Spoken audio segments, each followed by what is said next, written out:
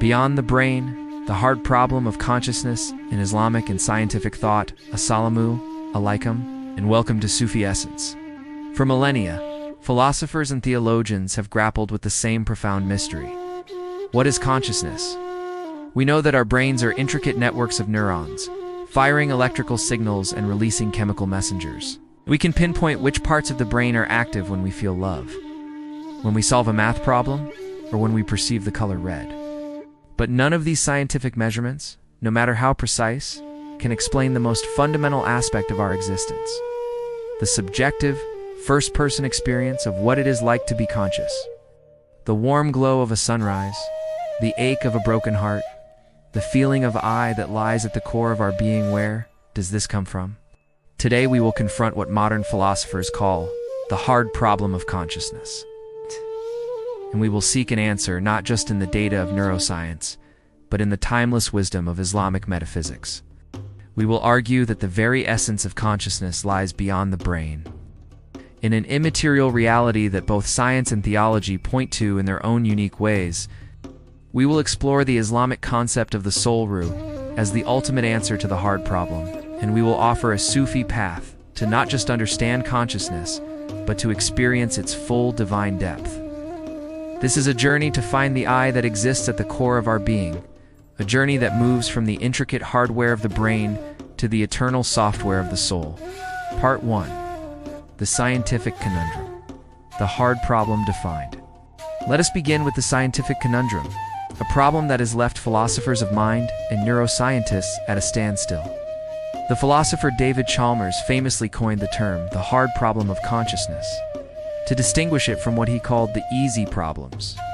The easy problems of consciousness are those we are making progress on: how the brain processes sensory data, how it integrates information, how it focuses attention, and how it reports on its own internal states. These are complex, but in theory solvable through a physicalist approach, that is, by studying the physical brain.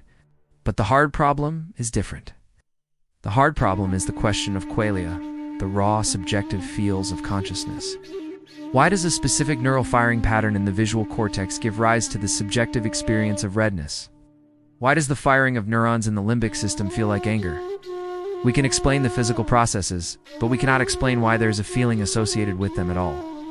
From a purely materialist perspective, consciousness is a biological anomaly. There is no a priori reason why a collection of atoms and electrical signals should give rise to a subjective inner world. This is the chasm that science in its current form cannot cross. It is the fundamental limit of a purely physicalist worldview. The scientific tools we have, like fMRI and EEG, are incredible for showing us the correlations between brain activity and conscious states. But a correlation is not causation. Observing a neural network that is active when someone feels a loving emotion does not explain the feeling of love itself. This is the profound limitation of a purely empirical approach. It can tell us what is happening in the brain, but it cannot tell us what is happening beyond it. This is where we must turn to a deeper, metaphysical framework. Part 2. The Islamic Metaphysics of the Soul Ruh. Islamic metaphysics provides a powerful and elegant answer to the hard problem of consciousness: the existence of the ruh, the soul. In Islam, the ruh is not an emergent property of the brain. It is an immaterial, non-physical reality that animates the physical body, the Quran states. And they ask you, O Muhammad, peace be upon him, about the soul. Say, the soul is of the command of my Lord. Quran 17-85. This verse is a profound statement on the nature of consciousness. It tells us that the soul is not a created thing in the same way as the physical world. It is of the command Amr of Allah, a direct and divine reality. The great Islamic philosophers like Ibn Sina built on this understanding. They argued that the soul is an incorporeal, independent substance that uses the brain as an instrument. The brain, therefore, does not create consciousness. It is the physical medium through which the soul expresses itself in the material world. The soul, as the ultimate subject, is what gives rise to our subjective first-person experience. It is the I that feels, perceives, and knows. Without the soul, the body is just a collection of atoms, a complex biological machine that would not have any inner experience. This metaphysical view resolves the hard problem of consciousness, posits that consciousness is not a product of the brain, but a fundamental reality that uses the brain to manifest. The brain and the body are the temporal vehicles, and the Ru is the eternal driver. This framework beautifully explains why a physical explanation alone is insufficient. The hard problem is hard for science, because science is looking for a physical answer to a non-physical question. The key is to look beyond the brain to the soul, to part 3. The brain as the instrument, not the source. A powerful and useful metaphor to understand this relationship is to think of the brain as a complex radio receiver. The radio itself is a physical object made of wires, circuits, and transistors. If you damage the radio, the music will be distorted or may stop playing altogether. But does this mean the radio created the music? Of course not. The music signal exists independently in the air, and the radio is simply the instrument that receives and translates that signal into sound. In the same way, the brain is the instrument of the RA. It is an incredibly complex organ, and we are still in the early stages of understanding its full capabilities. When the brain is damaged, our ability to express our consciousness, to speak, to move, to remember, is also damaged. A stroke can impair our speech. A traumatic brain injury can affect our personality, and a neurodegenerative disease can erode our memory. But this does not prove that the Ra itself is gone. It simply proves that the instrument through which the Ra is manifesting in this world is broken. The signal is still there, but the receiver is no longer able to play it properly. This metaphor is not meant to be a literal explanation of how the brain works, but a conceptual one. It helps us to understand that we can have a deep and scientific appreciation for the incredible complexity of the brain, without falling into the philosophical trap of believing that the brain is the ultimate source of our consciousness. The brain is the hardware, but the Ru is the eternal software, and it is the software that is the source of our subjective experience. Part 4.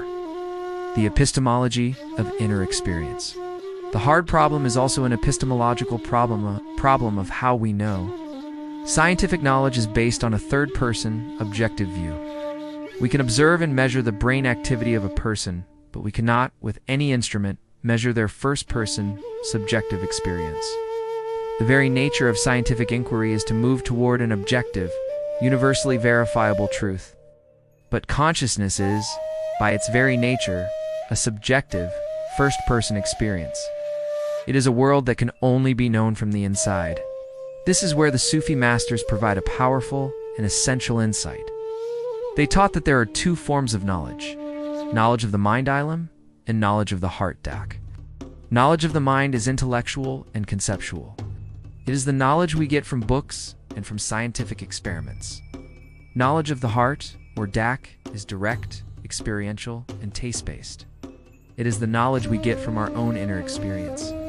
The great Imam Ghazali, after his own spiritual crisis, came to the conclusion that this form of inner knowledge, this direct taste of truth, was the only way to find a true and unshakable certainty. The Sufi path is an epistemological path. It is a way of knowing through direct experience. We do not try to prove the existence of the RA through logic or scientific data. We try to experience the RA through spiritual practices. We try to move from a conceptual understanding of consciousness to a direct experience of its reality. The hard problem of consciousness is not meant to be solved by the mind. It is meant to be experienced by the heart. Part 5. From perception to presence, a Sufi path to consciousness. If the Ru is the source of our consciousness, then the goal is not just to understand it, but to connect with it. The Sufi path provides a practical and disciplined way to do this. The spiritual practices of Sufism are designed to move us from a state of being lost in the chaos of our physical world and the noise of our minds to a state of profound presence and connection with our Ru. One of the most important practices is muraqabah, or contemplation. In muraqabah, we do not try to solve the hard problem. We try to experience its solution. Sit in silence, and we witness our thoughts, our emotions, and our physical sensations without getting attached to them. In this state of quiet observation, we begin to find a gap between the phenomena of our conscious mind and the witness who is observing them. we begin to find the I that is not our thoughts, not our emotions, not our body, but the pure consciousness that is watching it all. This is the beginning of the experience of the Ruh. Another powerful practice is dhikr, the constant remembrance of Allah, the rhythmic repetition of a divine name or a sacred phrase is a powerful way to quiet the mind and to anchor our consciousness in the present moment. The sound and the vibration of the divine name act as a spiritual tuning fork, helping us to tune our hearts to the reality of the Ruh. The constant remembrance of the source of all consciousness is the most direct and beautiful path to experiencing its presence in our own lives. Part 6. Beyond Death. The continuity of consciousness. The final and most profound answer that Islamic metaphysics gives to the hard problem of consciousness is what happens to it after death.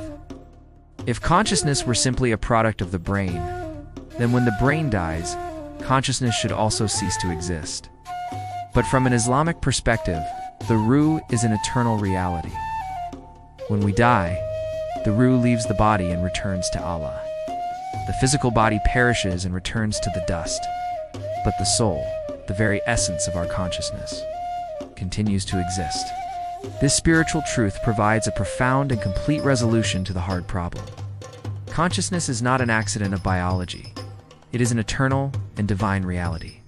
It is a gift from Allah that is lent to us for a short time to experience this life, to grow and to return to Him. Death is not the end of consciousness. It is the ultimate transition of consciousness from the temporal to the eternal. The hard problem of consciousness is only a problem if you believe that the brain is the source of consciousness.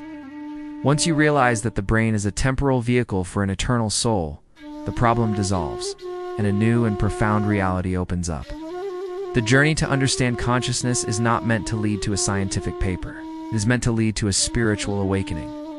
It is meant to lead to the realization that the most precious and sacred part of you, your very I, is a spark of the divine, a reflection of the Creator, and it is an eternal and beautiful reality.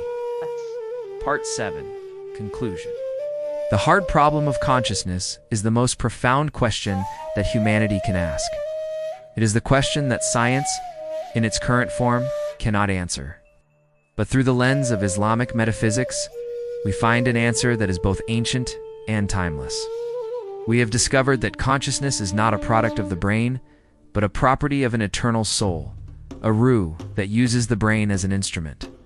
In this lecture, we have explored the hard problem of consciousness and its limitations, the Islamic concept of the Ruh as the ultimate answer, the metaphor of the brain as the instrument, not the source, the Sufi epistemology of inner experience and direct knowing, the practical path of muraqabah and dhikr to connect with our soul, the profound spiritual truth that consciousness continues beyond death.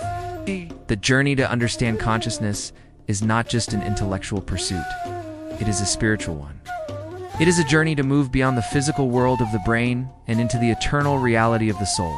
May Allah guide us to know the depth of our own consciousness and to realize the profound truth that lies within us. Watch, reflect, and share. Subscribe to our channel for more beneficial content.